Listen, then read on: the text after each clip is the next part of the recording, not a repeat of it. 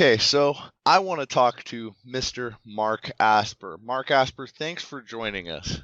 No problem. Thanks for having me on. We wanted to have someone from that inaugural Pac-12 championship because we have this very special episode. We're rushing a week early. We wanted to get it in before the game. And you know what? We've been asking everyone on Twitter. We know you don't have Twitter. What they were doing and where they were on that day. And for you, I've got to ask a very, very specific question. We're on the backside, running inside zone on a 4-3. We have a 3 technique on the backside, and the backside backer's hanging.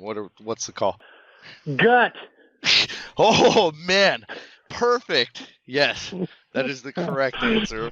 Of course, all these years, the guy standing right next to me remembers the exact call we would run in Chip Kelly's offense. No, Mark, the real question is for people there that don't understand what we're talking about at all. What was that day like for you winning the very first Pac-12 championship conference game?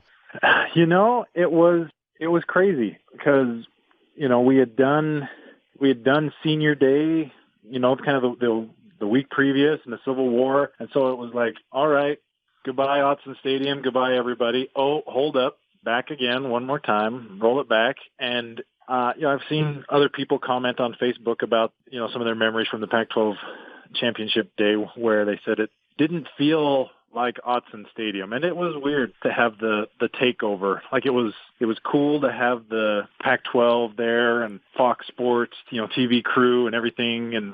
But to have everything plastered over everywhere where it said Oregon, they slapped a big Pac-12 over it, and they had to, you know, they put up UCLA stuff as well to kind of make it not seem completely biased, but at the same time, it was like, no, this is obviously our home field. So it was weird. It was like a surreal thing. You know, we'd never done that before. The 2 previous years, we'd been the outright Pac-10 champ. And so there was no ta-da, there was no championship game, no one more time to prove yourself or do anything. And so it was weird, and then it felt kind of like a bowl game, but we didn't have the month off. We didn't have the the separation. It was at home. I remember the biggest concern was the pyrotechnics. They had set up these like flamethrowers coming out of the tunnel for us to run onto the field on with, and they didn't like give us any like heads up. I didn't know those were there. I don't know if you paid attention in a meeting. No, I remember that was that. I was very nervous once those came on. It was a shock. Yeah, I didn't know they were there. So we're like running out, doing our thing, and you know, I would always tend to, as we came out through the tunnel, I'm not like them D boys. I didn't sprint the whole length of the field and throw my hands up for the crowd and all that stuff. My thing was to get onto the field and then make a quick left to get to the sideline. And so I'm heading through the tunnel and I'm starting to make my left, and those flamethrowers, they fire, and I was like, holy cow. And it was like hot. It was like legit. Like they should have given us a heads up or something. Especially compared to as cold as it was. That was dangerous. Yeah, it was. And it was, you know, the latest, you know, it was December or end of November that we were playing in. So yeah, it was nice and pretty chilly night. So you'd think it'd be a welcome thing to have a nice burst of fire, but at the same time, that was the biggest shock of the whole production. So speaking of unique journeys, you know, that season was an amazing one, but you've had an even more amazing one. The way you came to Oregon, you were only a class older than me in terms of football graduation, but you were already 3 years older than me in terms of age and everyone else in your class. What was that like coming into Oregon football at a completely different stage, and what was your experience coming in? So, I graduated high school in 2004, and I deferred my scholarship to go on a mission for the Church of Jesus Christ of Latter-day Saints, and I went to Barcelona. And so my recruiting class was, you know, when people start to debate about recruiting classes and which one is the best, I can kind of cheat. I can claim 2 recruiting classes. I can I can claim the 04 class or the 07 class, which were both really, really good classes. But yeah, the guys that were in my recruiting class originally were Mark Lewis and Jeff Kendall and Jeff Schwartz and Max Unger and Jacob Hucko and me. And, you know, I deferred and went away. So when I came back, Unger was already established. Lewis was established. Kendall was a solid rotational guy. So was Hucko. Schwartz had been starting for a couple of years. And so here I come back into the mix, and they're like, "Oh yeah, we remember you. Yeah, you were all like the media guys and like all this stuff. But yeah, you were gone. All right, cool. Welcome back." But I was so out of football shape, it was bad. I remember that first spring, I pulled both of my hamstrings within that first month back, trying to get back into shape, and I had a heart to heart with Coach Bellotti and Coach Wood at one point, where they're like, I don't know if this is going to work out for you because you're really not in great football shape. And so they just, they were kind of just sending the message to say, take the off season very serious and, work your best, work your hardest to get back in shape. And so I gave myself to the guru, Jim Radcliffe. I said, I am clay, mold me. And whatever he said, I did, man. And so it tremendous credit due to him for what he did to help me get back into shape and into football, because another major disadvantage that I discovered was that Southeast Idaho football was way behind the times. I remember sitting in a meeting and Coach Wood is like, that whole first spring, he would kept saying, all right, we got a 3 technique, we got a 1 technique, or we got a 6 technique and a 9, or those guys are lined up in a 6, and all of this defensive terminology. And one day I had to go to him and be like, hey, Coach, when you say a 3 technique, what do you mean? Oh, man.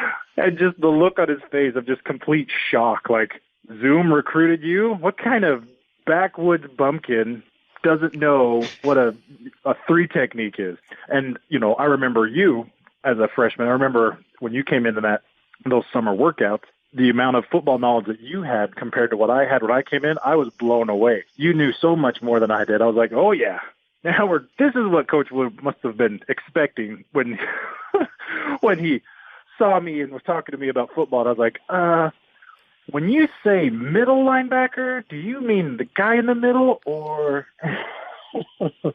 the one that's designated the middle? Mark, if you don't mind, I've got a question kind of about the fact that you were in a different stage of life than a lot of the players that you were playing with.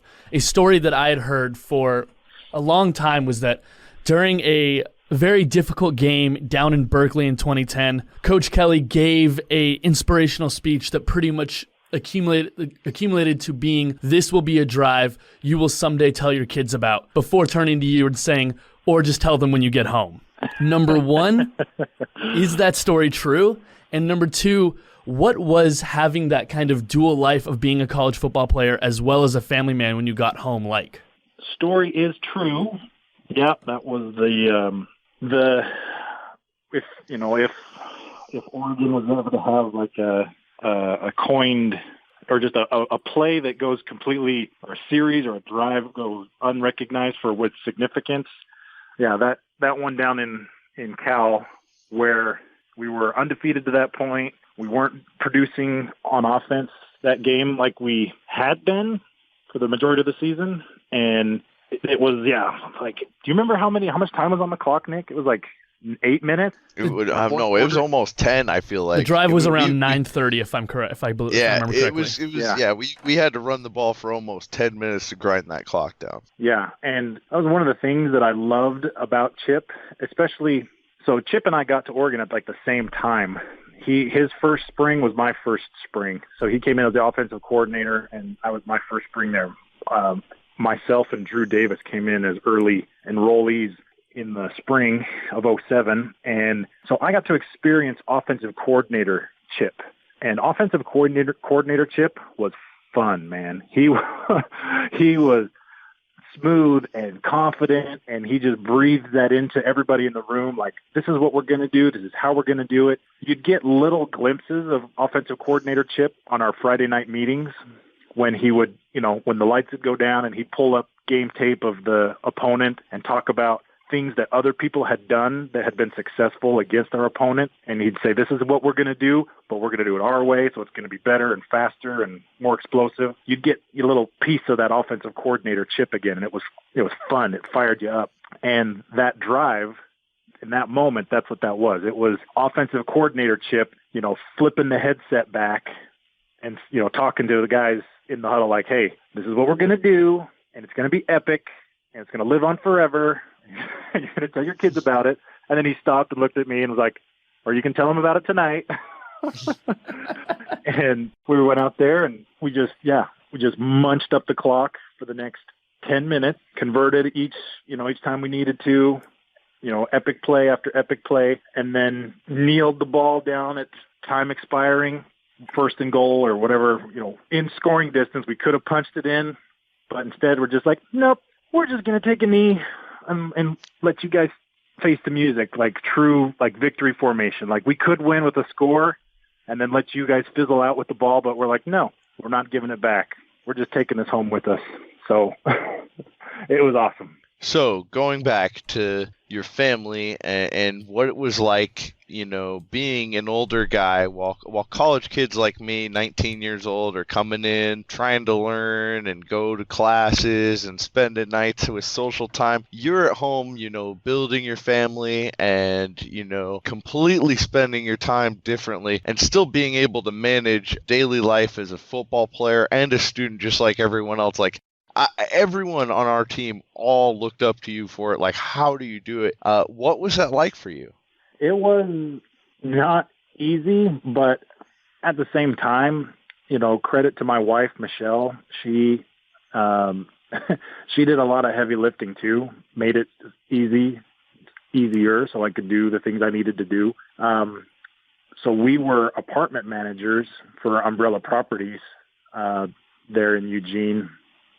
And we managed the Woodland Creek Apartments way out at the end of West 11th. And it was a pretty big complex, but, we did that so that we could get free rent because my wife was going to school at Lane Community College. And then once we had our daughter, Michaela, she went full-time mom mode. And my scholarship and my stipend was getting spread over multiple mouths at that point. And, side note, so whenever they get too gripey about student athletes not having enough money, I'm always like, oh, pipe down. I ran a household on my, on my stipend. You could make ends meet. And so she helped out a whole lot. She helped made it possible that we could run the apartments so we could, live rent free, take care of our daughter. And then when I'd come home and, needed to do schoolwork or stuff like that, she would always be very supportive and helpful. And I do laugh now, like when we get together for like the alumni golf tournament or get-togethers or whatever, guys that are now starting to have kids. I was just talking to Blake Thompson about that. He's like, dude, how did you have kids and play football? Like, he's like, I am so tired every day. and I equated it to, well, remember I was having kids. When you're in college, when you're in your early 20s, man, you can go out. I said to Blake, you would go out and you'd party all night and then show up to practice or show up to workouts. You'd be like, no problem. 3 hours of sleep, no problem. And you'd be able to bang out a workout. It was no big deal. I said I had that young man's blood running through my veins that I could stay up all night with a kid and then roll into a 6 a.m. workout and not phase you. It's a young man's game. I tell people that are having kids late, I'm like, oh man, I could not be a parent at an advanced age. That is awesome, and so inspiring to hear for those guys out there that do have kids now. I know it's funny. We had Jeremiah Johnson on, and it was hilarious hearing him have to go upstairs when he was going to sing the OSU "Our Pants Are Off to You" song because I didn't want the kiddos to hear. Yeah. It was one of those things that takes you back and reminds you just how old we're all getting. Yeah, and it's cool to see guys that get into that stage of life. I did have moments like when we would have our life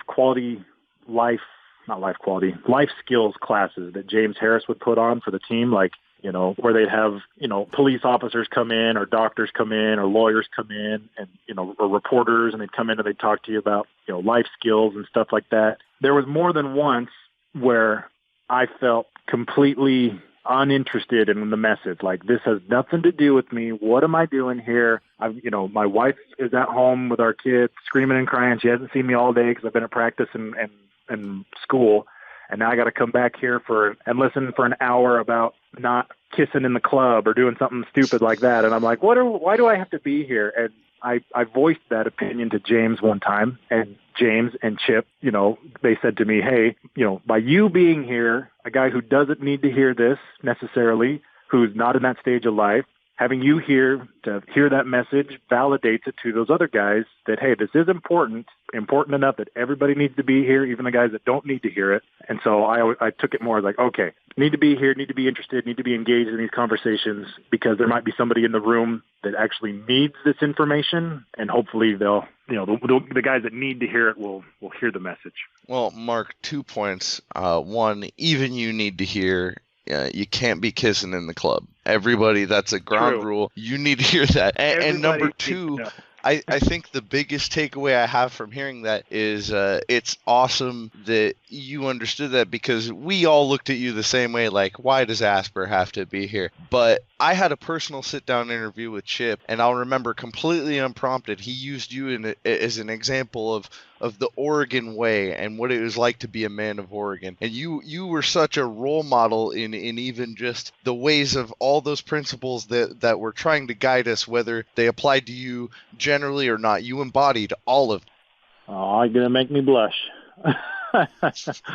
Well, I'm flattered to hear that. And, I enjoyed my time at Oregon more than anything. When people ask about my football career and the time that I got to spend in the NFL, people will always ask, well, what was your favorite team? And my first response is always Oregon. And they say, oh, no. Like, what was your favorite pro team? And then I'll have to qualify one of the teams I played for. But yeah, the time at Oregon and what we had was, and the culture that Chip created, the environment in college football and the landscape and what was going on that allowed us to be, so dynamic and explosive and climb to national recognition and stuff. Yeah, it's something that's totally unique that, whenever I see anybody from that old regime, whether it's a trainer, a coach, fellow players, that's reporters, that's all we talk about, is how cool that was and how unique it was that we had so many guys all bought into like that single focus, that, like you said, that Oregon way of how to do things. And it was,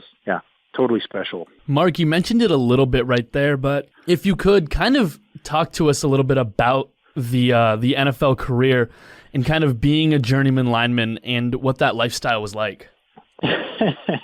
So I tell those that care to know that hopefully one day there is a Jeopardy question in my honor that says something to the effect of, this is the only player who has snapped a ball to Peyton Manning, Eli Manning, and Tom Brady, because that behind belongs to who is Mark Asper.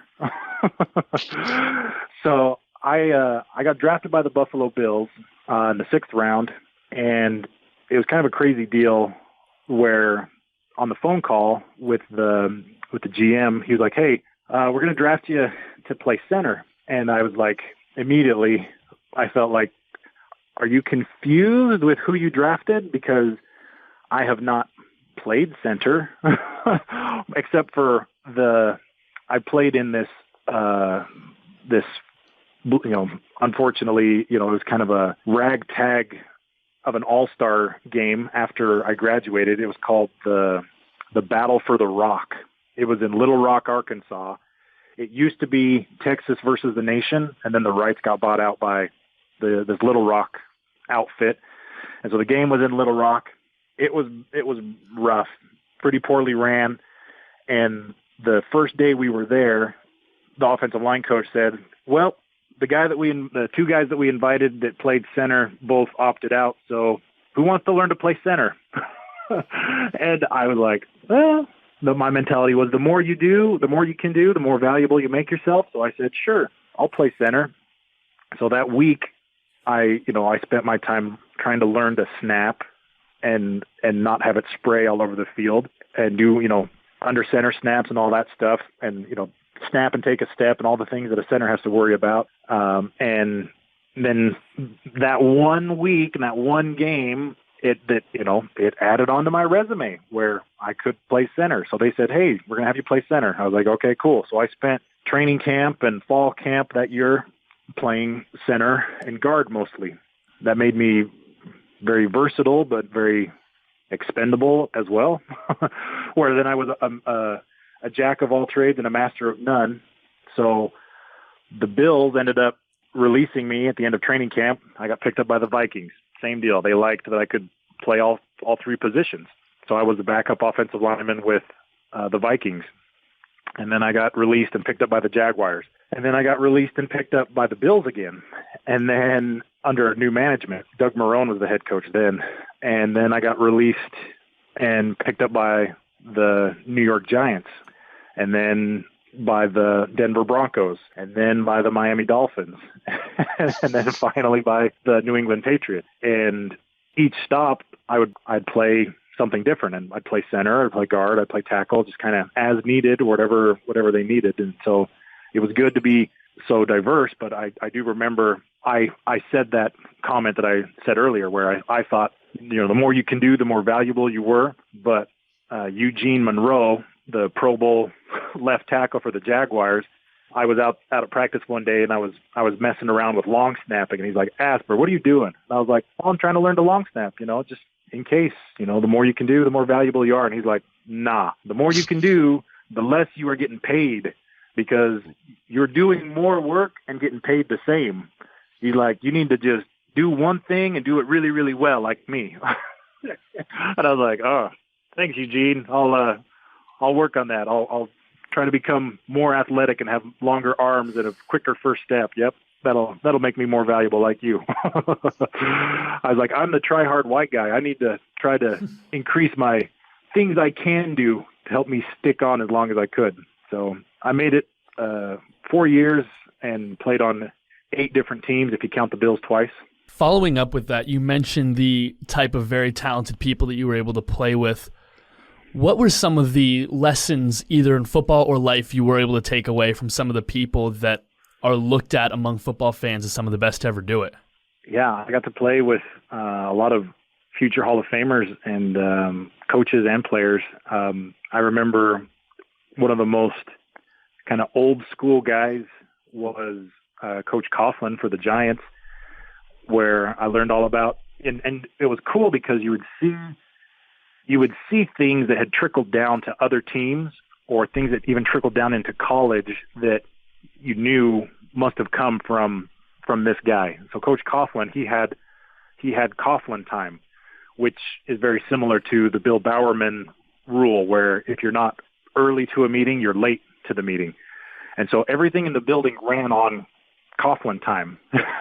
If he decided that the meeting, even if the meeting was posted to start at 9, if he showed up and decided to start the meeting at 8:55, if you weren't in there and in your seat, you were late. He was the deciding factor of when things got rolling. And so, and he would, Coach Bellotti he would have like clippings and like stories on the pregame where he'd like talk, show guys that were team players or put the team first in different walks of life. And Coach Coughlin did that, every week in our weekly meeting. To start the week out in preparation for an opponent, he'd get up there and talk about, this guy put the team first. This guy was a soldier and put the team first. This guy was a doctor and he put the patient first. Just guys that were selfless and put others before themselves, and kind of establishing that culture about putting other people first. I remember Coach Leslie Frazier. He was the head coach of Minnesota, and he was from the Tony Dungy coaching tree, and so he had kind of that same mentality about being a service-oriented leader, doing things for other people, and things would come back around to you. Something that really impressed me when I was with the Patriots, my first day I got there, when you're the low man on the totem pole, you have to go to the early morning lifting session. There were always 2 lifting sessions during the week. The early morning one was for rookies and new guys, and then there was a session kind of after lunch, a lifting session that was for veterans. So I was there, 6 a.m., fresh off the plane, working out and doing my thing. And Coach Belichick and Mr. Kraft were both in there, working out. And I saw them. Obviously I knew who they were. And I was just doing my thing. And they both stopped their workout and came over and said, "Hey, Mark, glad to have you here. Great to have you. How's the wife? How's the family?" They knew stuff about me. And I was blown away. Like, "Hey, they're great. Thanks for asking. It's a privilege to be here. Hopefully I'll work hard to do this." And they're like, "Yeah, we like this about you. We like this about you." Just that level of, I tell people that the Patriots win all the time for a reason. They're really well run. They're really well organized.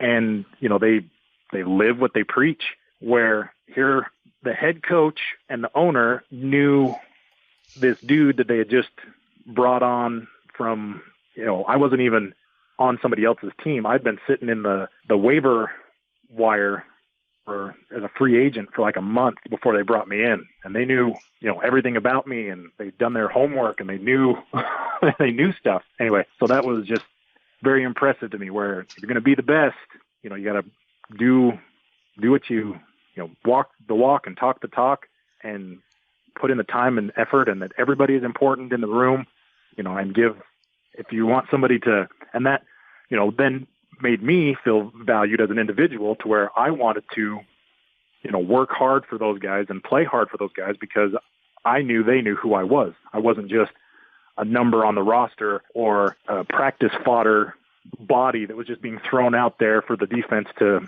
take their reps against. I was, made me feel like an individual that they cared about. And with such a diverse, record of teams you played for, if you were to just pick, a couple of the best guys you got to either line up across from or, next to when you were in the league and in your career, and then, a single special moment that you remember that you just went, wow, like that is a different level of human. So, my longest day in the office, I call it. It started out as a really cool moment. So I was with the Broncos, and the defensive ends that they had were Von Miller and DeMarcus Ware. And both decent. Well, I guess. Maybe you've heard of them. They've done a few things in their careers.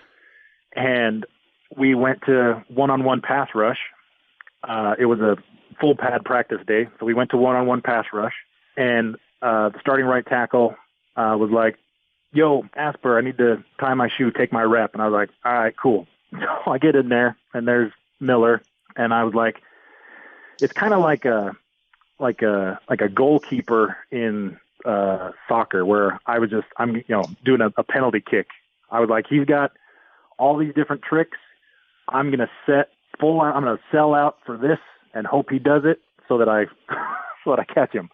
So I banked on him running up and then cutting back inside. So I set as hard as I could, as fast as I could, is 3 steps, and then just planted and came back in, and he did just what I'd hoped.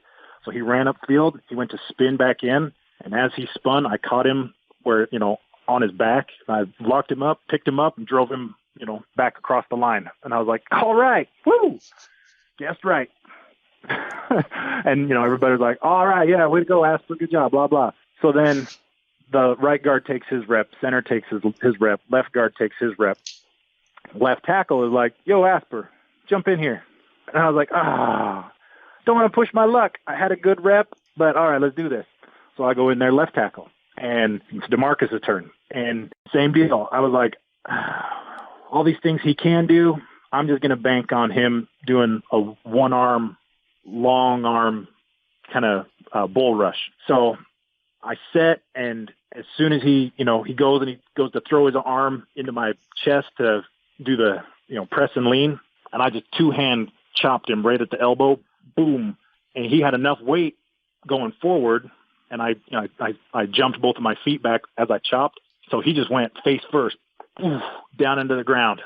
And I, took the knee, touched him on the back like, "Oh, you're down." Same deal. And then it was like, all right, Asper, woo, yeah, baby. Except the defensive line coach. So I'd been there probably 2 weeks at this point.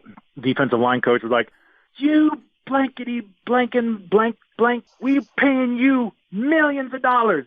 We paying you millions of dollars. And this guy, I was on practice squad, and this guy who we're paying nothing comes in here and puts you two in the dirt.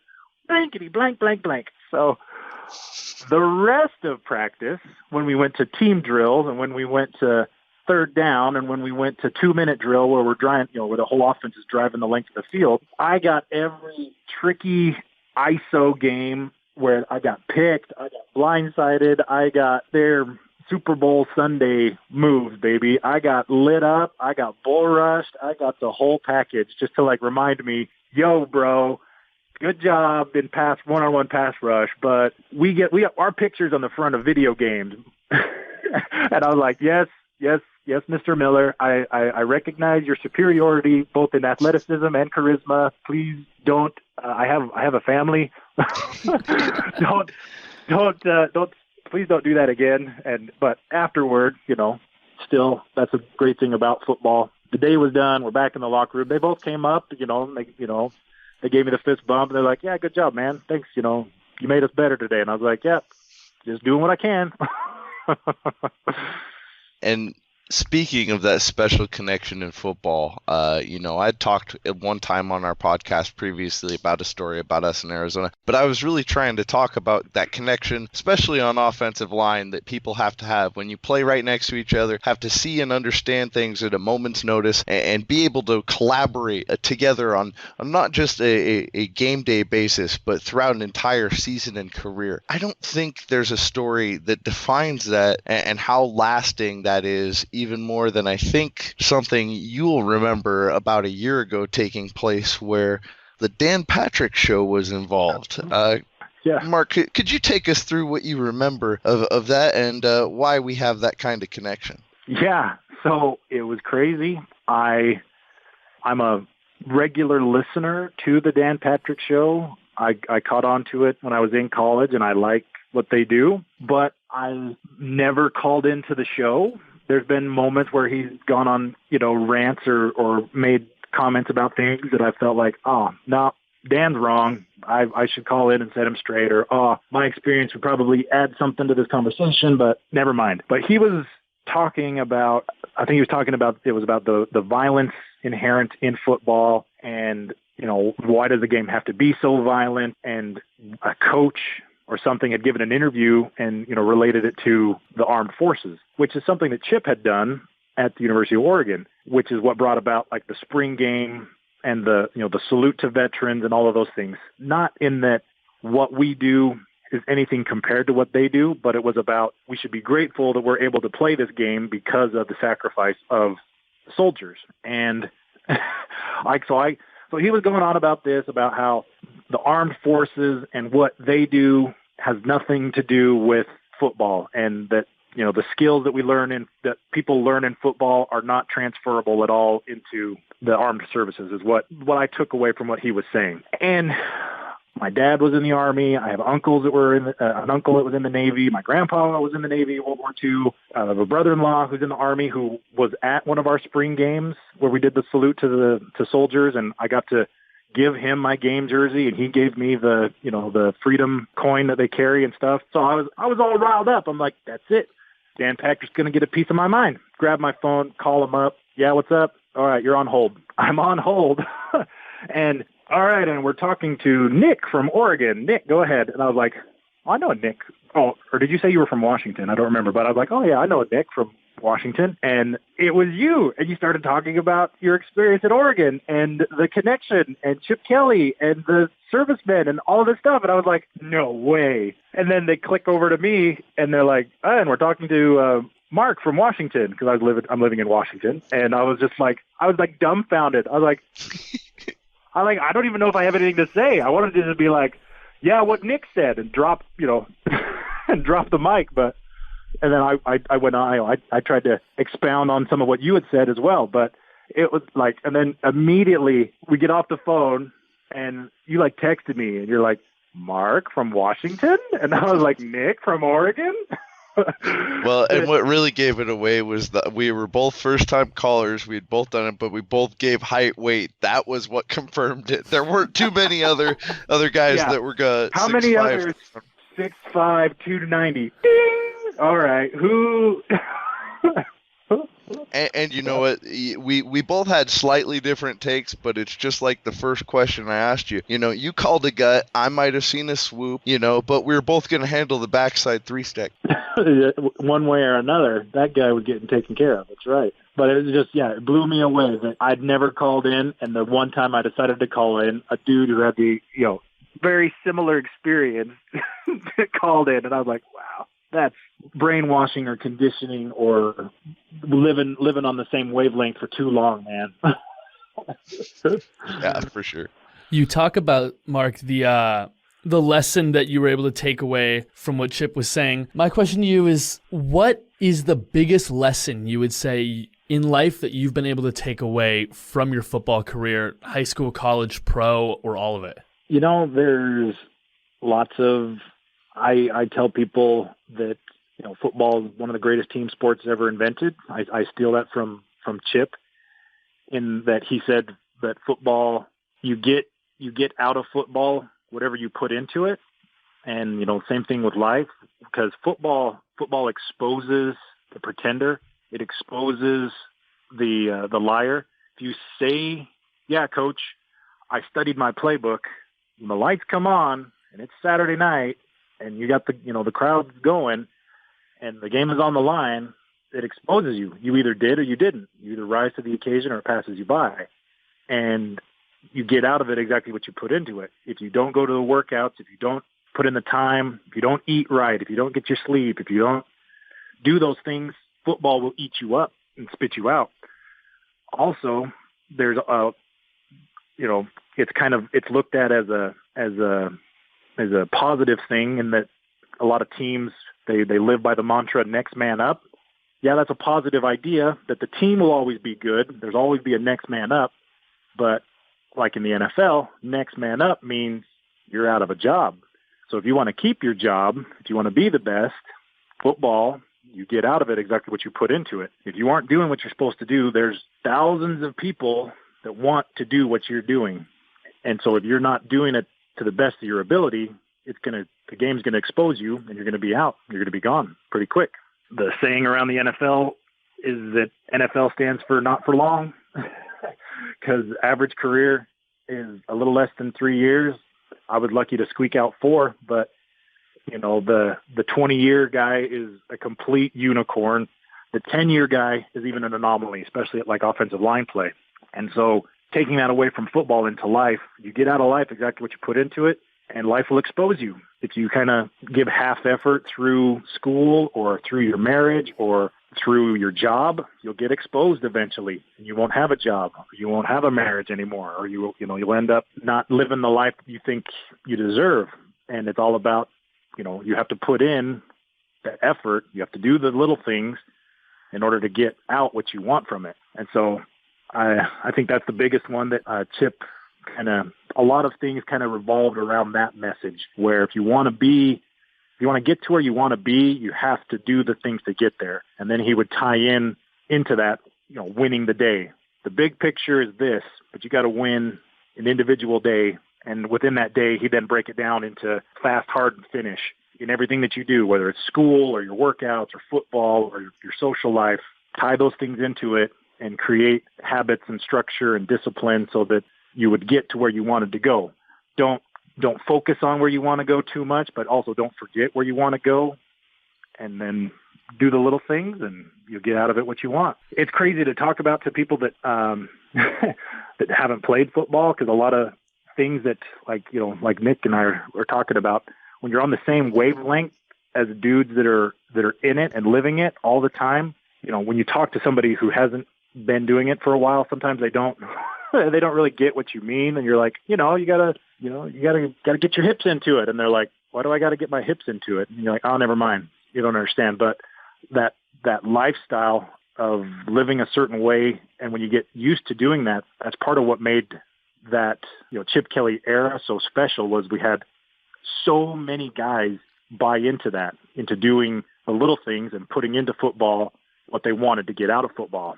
I remember when I was a freshman, summer workouts were kind of a joke, and they were very optional. And there were a lot of exercise bikes out there and a lot of veteran guys riding the bikes instead of doing the sprints and the stuff that sucked, versus our sophomore year, junior year, senior year summers. It was, or especially my junior year and senior year summers, it was everybody was there. Everybody was doing the workout. Everybody had bought into if we want to get out of this what we want, we got to go all in. There's no, we're not talented enough to to try to lie or cheat our way into something special here. I've got one more for you, Mark. It's such an important lesson that you just spoke of, and it's one that I think has definitely been apparent in how the University of Oregon has ascended into a true college football power. Before my last question, I'm going to preface it with another one. When was the last time you were able to be in Eugene or at an Oregon football game? I went to the alumni game this year. Washington State? Cal. Nope. It was Cal. Yeah, because I remember texting Coach Greatwood and saying, "Hey, you gonna come up and get a plate of barbecue in your Cal gear?" And he texted back, "Man, probably not a good idea." Well, then following up with that, you've seen it firsthand even this season, just a month or so ago. Since the first time you were recruited, back when you were a high schooler, to now, in that 15-year time span, what have you seen from Eugene as well as the University of Oregon as a football program, as an athletic program, and as a school? How have you seen that rise, and how have you seen some of the lessons that you've taken away from your time here being applied toward everything else? So, it's something that I've heard other guys talk about, that Oregon went from kind of a niche-y, cool, Nike, quirky, the Ducks type, West Coast only thing, to where we became national. We became recognized as a serious contender, to where I remember, lots of times being on the East Coast. Most of my NFL career was spent on the East Coast, and I would see dudes, I'd see kids out running around, and you go to the mall, you go, to a game or something, and you'd see people in Oregon gear. You'd see the O, and you'd see people do that, and you're like, "Yo, what's up? I'm from Oregon, go Ducks." The East Coasters, they didn't have the snap with the Go Ducks, especially around Eugene, and sometimes even in Washington, you'll get that quick snap back where you holler at somebody, "Go Ducks," and they'll give you a "Go Ducks" real quick back. Them East Coast Duck fans, they're not hip to that. So I'd be like, "Hey man, yeah, go Ducks," and they'd, "Yeah, Oregon, yeah," and I'd be like, "No, you're supposed to say go Ducks. You get a go Ducks, you go Ducks." "Oh, okay, yeah, go Ducks."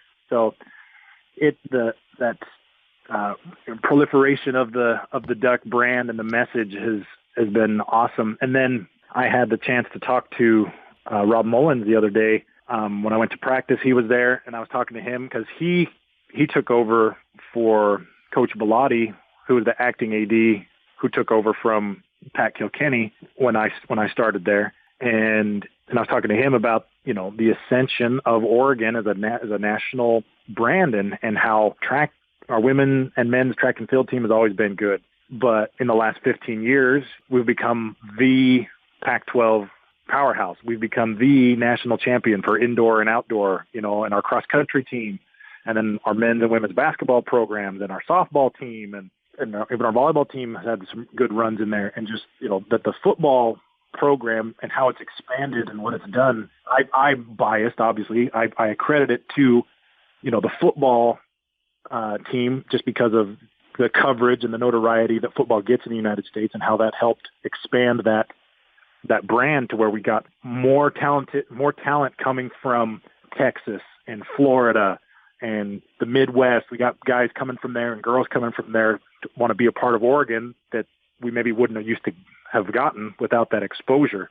I got my master's degree at the University of Oregon as well. And one of my projects, I did like a research study on enrollment and out-of-state enrollment, and how there's a direct correlation to how well the football team did, the kind of the ascension and the amount of out-of-state enrollment that the University of Oregon got, and how from 2007 to 2011 it had like tripled the number of out-of-state enrollment that the university had gotten. So when people talk about that, the football program brings in money just for the football program, it also brings in money for the university with that out-of-state enrollment and what the brand and the message does. You can't ignore that and think that it doesn't influence, everything, and just the community and the pride and everything that went around the football team, and how great it is to go back there and be a part of that and see that it's still going strong, and that some of the venues have changed from the old locker room to the new locker room and the parking lots and stuff, but it's still, a lot of the things are the experience of the game day experience at Oregon and Autzen Stadium is still unlike anything that I've seen traveling, all over the country and playing pro football and everything. It's still one of the best experiences and one of the coolest atmospheres I've ever seen. Well, Mark, thank you so much, not just for your time for doing this interview, but, for everything you contributed to Oregon football. And, coming on such last minute notice for our championship episode, I have to say, you gave us a championship caliber interview. Thank you so much for coming on. Yeah, I'm too long-winded. I yak too much. I try not to, but I just get going, and I just need to shut up sometimes. No, sir. Everything you said is great content, and our listeners are going to love it. And thank you for coming on, brother, and go Ducks. Go Ducks, baby.